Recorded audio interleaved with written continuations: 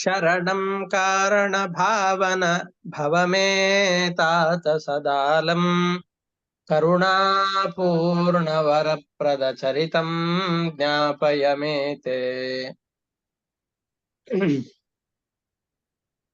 ಈಗ ಭಗವಂತನಿಗೆ ನೀನೇ ರಕ್ಷಕ ಅಂತ ಪ್ರಾರ್ಥನೆ ಮಾಡ್ತಾ ಇದ್ದಾರೆ. ಕಾರಣ ಅಂತಂದ್ರೆ ಇಡೀ ಜಗತ್ತಿಗೆ ಮತ್ತೊಬ್ಬರ ಅಪೇಕ್ಷೆ ಇಲ್ಲದೇನೆ ಸ್ವತಂತ್ರನಾಗಿ ಕಾರಣನಾದಂತಹ ಏಕೈಕ ವ್ಯಕ್ತಿ ಪರಮಾತ್ಮ.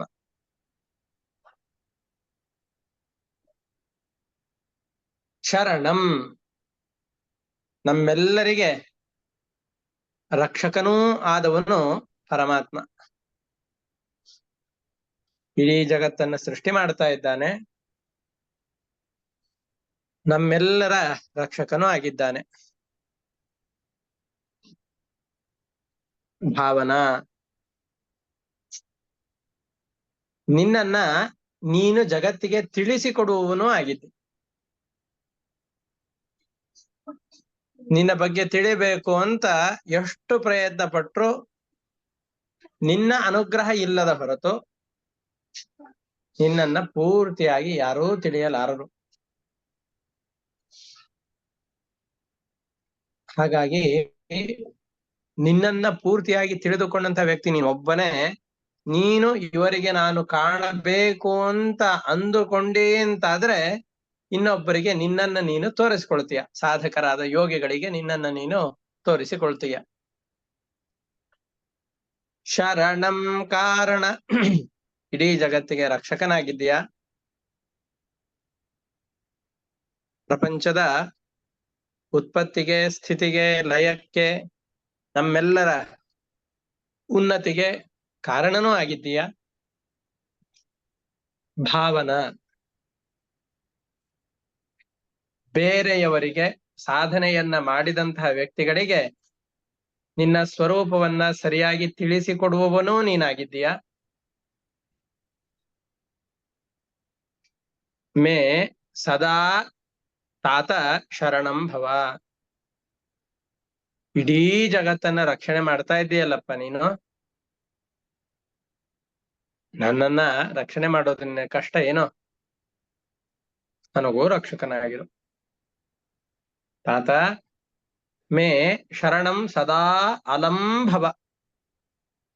ನನಗೆ ಯಾವಾಗಲೂ ಜೊತೆಯಲ್ಲಿದ್ದುಕೊಂಡು ನೀನೇ ರಕ್ಷಕನಾಗಿರ್ಬೇಕು. ಬೇರೆ ಯಾರು ರಕ್ಷಕರಾಗಿ ಬಂದ್ರೂ ಕೂಡ ನನಗೆ ಸಮಾಧಾನ ಇಲ್ಲ. ನಾವು ಲೈಫ್ ಇನ್ಶೂರೆನ್ಸ್ ಮಾಡಿಸಿದ್ದೇವೆ, ಬ್ಯಾಂಕ್ ಫಿಕ್ಸೆಡ್ ಡಿಪಾಸಿಟ್ ಇಟ್ಟಿದ್ದೇವೆ, ಟರ್ಮ್ ಇನ್ಶೂರೆನ್ಸ್ ಮಾಡಿಸ್ಕೊಂಡಿದ್ದೇವೆ, ಇಷ್ಟೆಲ್ಲ ಆಸ್ತಿಯನ್ನ ಸಂಪಾದನೆ ಮಾಡಿದ್ದೇವೆ. ನಾನು ಮಾಡಿದ ಸಂಪತ್ತು ನನಗೆ ರಕ್ಷಕವಾಗಬಹುದು ಆಪತ್ತಿನ ಸಮಯದಲ್ಲಿ ಅಂತ ಅಂದುಕೊಂಡಿದ್ದೇವೆ. ಇಷ್ಟೆಲ್ಲ ಬಾಂಧವರಿದ್ದಾರೆ, ಬಂಧುಗಳಿದ್ದಾರೆ, ಆಪ್ತರು ಅಂತಿದ್ದಾರೆ, ಇಷ್ಟರು ಅಂತಿದ್ದಾರೆ, ಮಿತ್ರರು ಅಂತಿದ್ದಾರೆ. ಇವ್ರು ಎಲ್ಲರಿಗಿಂತ ರಕ್ಷಕನು ನೀನು ಒಬ್ಬರೇ ನನಗಾಗ ಬರೋದು. ಅದರಿಂದ ಮೇ ಸದಾ ಶರಣಂ ಭವ. ಯಾವಾಗ್ಲೂ ನೀನೇ ನನಗೆ ರಕ್ಷಕನಾಗಿರು. ಯಾಕೆ ಅಂತಂದ್ರೆ ನಮ್ಮ ಸ್ನೇಹಿತರು ಬಾಲ್ಯದಲ್ಲಿದ್ದವರು ಯೌವನದಲ್ಲಿ ಬದಲಾಗ್ತಾರೆ, ಯೌವನದಲ್ಲಿದ್ದವರು ವೃದ್ಧಾಪ್ಯದಲ್ಲಿ ಬದಲಾಗ್ತಾರೆ. ಬಾಂಧವರು ಬರ್ತಾರೆ, ನಂತರದಲ್ಲಿ ಕೆಲವು ಕಾಲ ಒಟ್ಟಿಗೆ ಇರ್ತೇವೆ, ಆಮೇಲೆ ನಮಗೂ ಅವ್ರಿಗೂ ವಿಯೋಗವೂ ಆಗತ್ತೆ. ಸಂಯೋಗ ವಿಪ್ರಯೋಗ ಅಂತಹ ಈ ಸಂಬಂಧಗಳು ಎಲ್ಲಿವರೆಗೂ? ಅವರಿಗೂ ನಮಗೂ ಸಂಬಂಧ ಕಳಚೋವರೆಗೂ ಅಷ್ಟೇ, ಯಾವಾಗ್ಲೂ ಇರುವಂತಹದ್ದಲ್ಲ. ಹಾಗಾಗಿ ಯಾರೂ ಯಾವಾಗ್ಲೂ ನಮಗೆ ರಕ್ಷಕರಾಗಿರ್ತಾರೆ ಅಂತ ಹೇಳಲಿಕ್ಕೆ ಆಗೋದಿಲ್ಲ.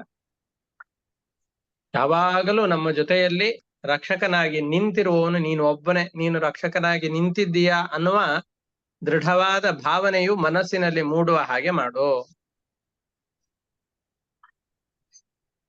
ಕರುಣಾಪೂರ್ಣ, ನೀನು ರಕ್ಷಕನಾಗಿ ನಿಂತೆ ಅಂದ್ರೆ ದಯಾ ಸಮುದ್ರನೇ, ಬೇಕಾದ ವರಗಳನ್ನು ಕೊಡುವವನೇ, ರಕ್ಷಕನಾದಂತಹ ನೀನು ನಿನ್ನ ಉತ್ತಮವಾದ ಚರಿತ್ರೆಯನ್ನ ನನಗೆ ತಿಳಿಸಿಕೊಡಪ್ಪ. ವರಪ್ರದ ತೇ ಚರಿತಂ ಮೇ ಜ್ಞಾಪಯ. ನಿನ್ನ ಚರಿತ್ರೆಯನ್ನ, ಉತ್ತಮವಾದಂತಹ ಕಥೆಗಳನ್ನ ನನಗೆ ತಿಳಿಸಿಕೊಡು.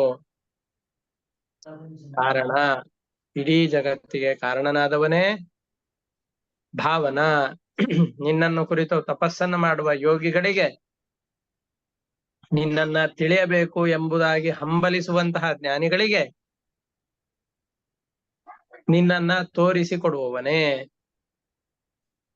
ತಾತ ಇಡೀ ಜಗತ್ತನ್ನ ರಕ್ಷಣೆ ಮಾಡುವ ತಂದೆಯೇ ಸದಾ ನಿತ್ಯವಾಗಿಯೂ ಅಲಂ ಯಾವ ನನಗೆ ರಕ್ಷಕನಾಗಿರು ಅಂತ ಹೇಳ್ತಾ ಇದ್ದಾರೆ.